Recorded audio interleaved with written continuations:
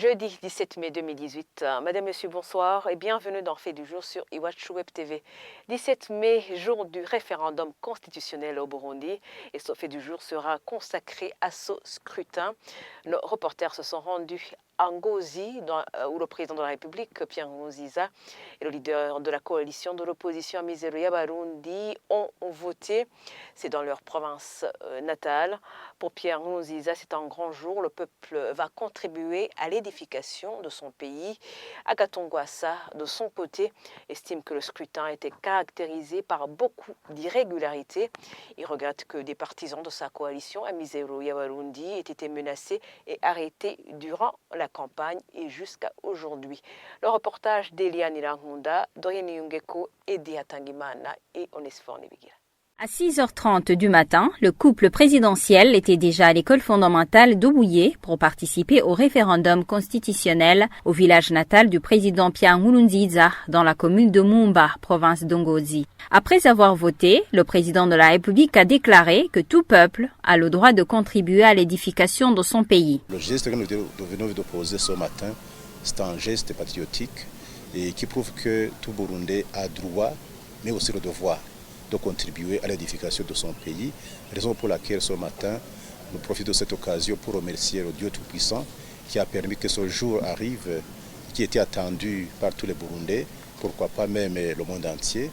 Et nous pensons très bien que ce moment arrive au moment où notre pays est en paix et en sécurité, où tout le monde présente et donc se présente personnellement pour aller donc voter pour lui ou non, pour ce qui est de cette constitution amendée. Toujours en Ngozi, mais cette fois-ci à l'école fondamentale de Chiri, le leader de la coalition de l'opposition, Amizero Y'Abarundi, Agathon Rwasa, a tenu lui aussi à voter chez lui en commune de Kiremba à 10h du matin. Interrogé sur le déroulement du scrutin, Agathon Rwasa a dénoncé ce qu'il qualifie de manque de transparence dans son référendum constitutionnel.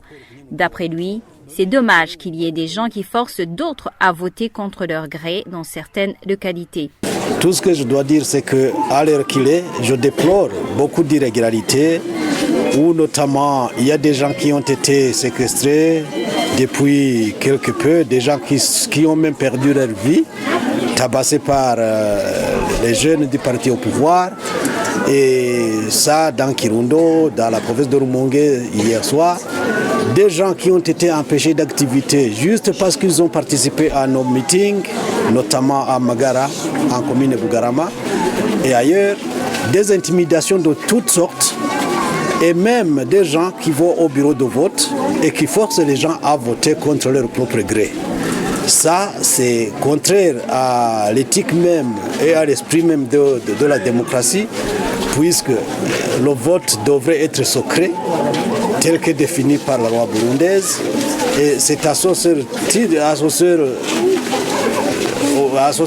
sens que ça pourrait quand même être crédible. Mais on ne pourrait pas dire beaucoup plus. Attendons les résultats. C'est à ce moment-là que l'on pourra alors faire un commentaire de façon objective. Sinon, maintenant, ça serait peut-être de la spéculation.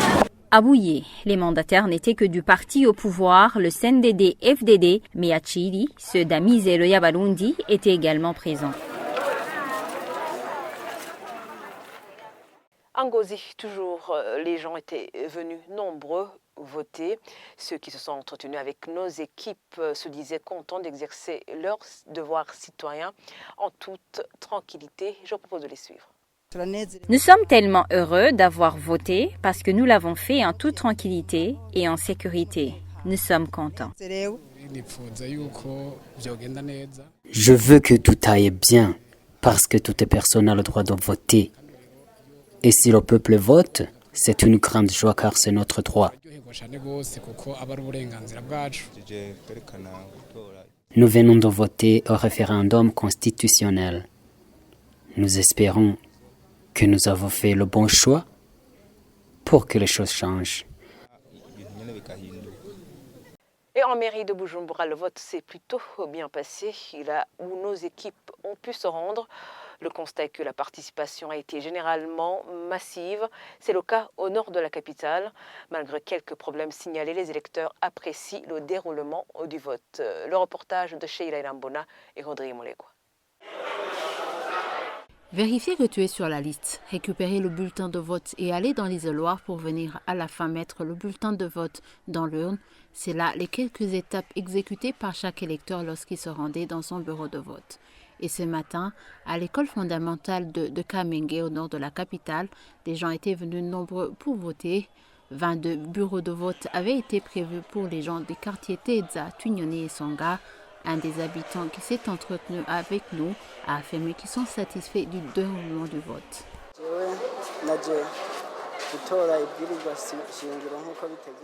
Je suis venu voter au référendum constitutionnel comme cela se doit. Beaucoup de gens sont également venus. Ils sont vraiment nombreux. Même les forces de l'ordre sont ici en nombre suffisant et sécurisent bien le référendum. Je ne peux qu'exprimer ma gratitude.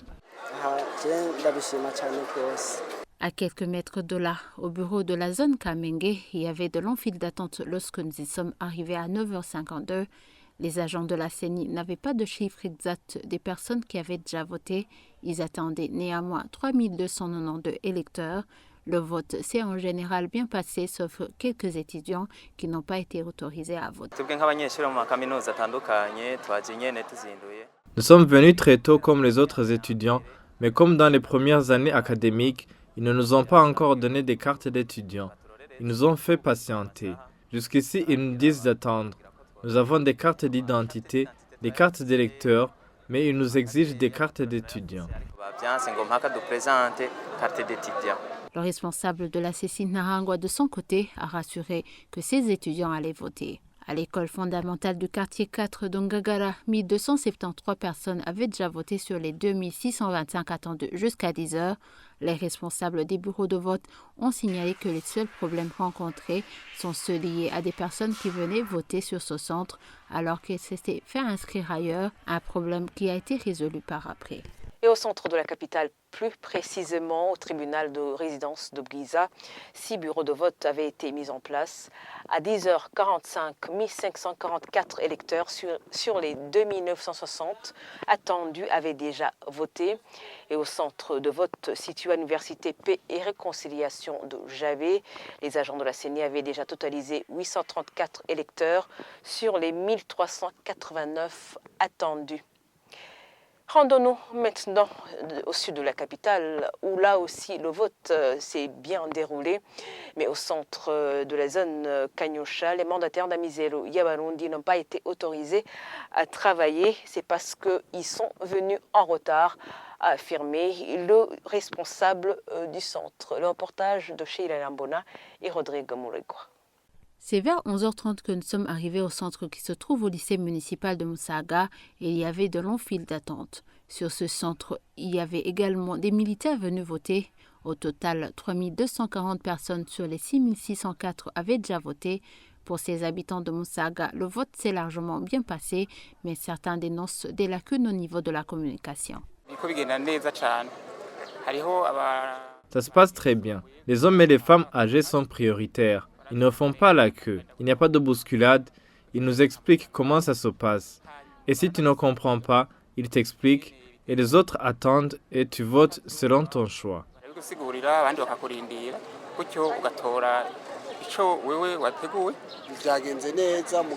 Ça se passe franchement très bien, mais je trouve qu'il y a encore des gens qui se perdent. Ils n'ont pas reçu assez d'informations à ce propos. Il y a des personnes âgées qui ne savent pas lire. Ils n'ont pas reçu plus d'éclaircissements. Ils se perdent et ils ne savent pas comment procéder. Ils devraient apprendre à tout Burundais pour qu'ils sachent comment ça se fait. Je pense que le temps a été très court. Ils n'ont pas sensibilisé tout le monde. À Kanyosha, au centre de vote situé au centre du complexe scolaire de Kanyosha, 4423 personnes avaient déjà voté sur les 6188 attendus jusqu'à midi de ce jeudi.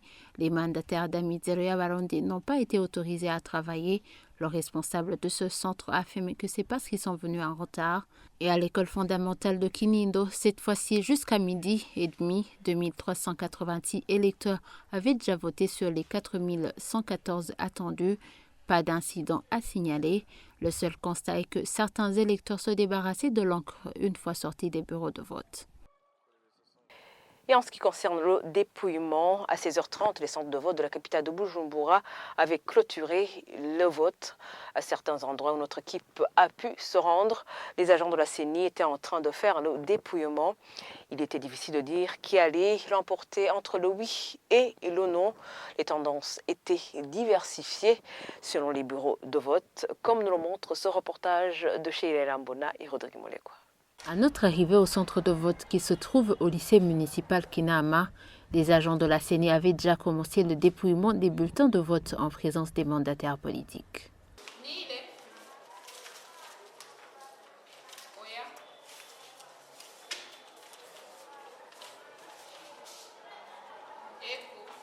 Dans un des bureaux de vote, les agents de la CENI ont une confusion entre les bulletins nuls et les abstentions. Dans un autre, les agents de la CENI avaient mis de côté une pile de bulletins de vote. Ils nous ont signalé qu'ils n'ont pas pu se mettre d'accord, mais ont assuré qu'ils vont les compter. Mais la tendance sur ce centre de vote est que le oui dominait. L'autre centre de vote auquel nous avons été est celui du lycée central Saint-Gabriel. Les agents de la CENI ont affirmé qu'ils ont clôturé à 16h30. Le dépouillement touchait à sa fin.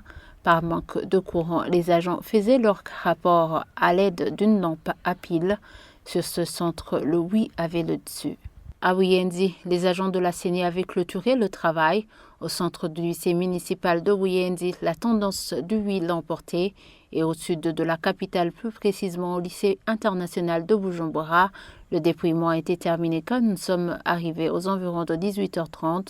Le non était largement devant. Et comme vous l'avez sans doute compris, pour les résultats officiels, le complet, ce sera dans nos faits du jour ultérieurs. Et voilà, c'est ici que nous mettons fin à ce fait du jour spécial référendum constitutionnel. Merci de l'avoir suivi. Merci également de votre fidélité.